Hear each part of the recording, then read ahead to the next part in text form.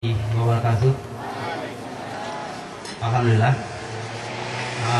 Yang saya hormati Pak Camat Kecamatan Morbo beserta aparat desa dan kepala desa sedemukiman Rantau Panjang.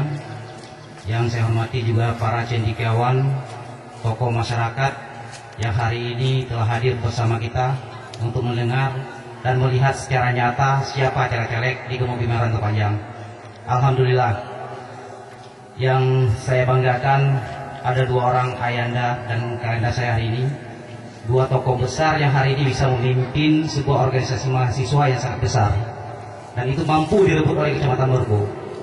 Kanda Jalil bisa memimpin himpunan mahasiswa Islam yang berstandarkan nasional.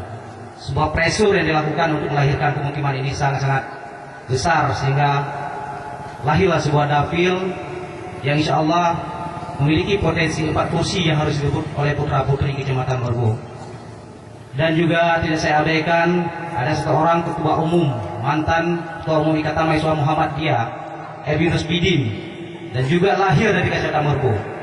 Dan saya teruskan masa jabatan beliau sebagai saya ketua umum pada masa itu dari sebuah organisasi besar Ikatan Mahasiswa Muhammadiyah. Artinya potensial anak-anak Kecamatan Morbo hari ini punya basic yang kuat, punya kemampuan yang untuk memimpin, memenangkan pemilu 2014 ini dalam Kecamatan Morbo sendiri. Dua gagasan besar yang harus kita pikirkan. Ikatan Pelajar Mahasiswa Pemukiman Morbo 2009 telah mampu membuat kegiatan yang serupa. Alhamdulillah gugur semua putra-putri Kecamatan Morbo. Sangat sebuah kemunafikan dari sebuah proses yang terjadi. Hari ini Kecamatan Morbo, kalau ojo hak petani dizalimi, tugas dewan, bagaimana cara mengesahkan anggaran petani itu lahir di Kecamatan Morbo. Itu menjadi sebuah proses yang harus kita lakukan. Dan yang terakhir saya katakan, saya punya garansi bagi masyarakat hari ini.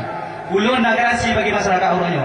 Andai kata ulun memang terpilih PNA Aceh Barat dan saya selaku kader PNA yang hari ini telah siap maju dengan berbagai teror yang dilakukan.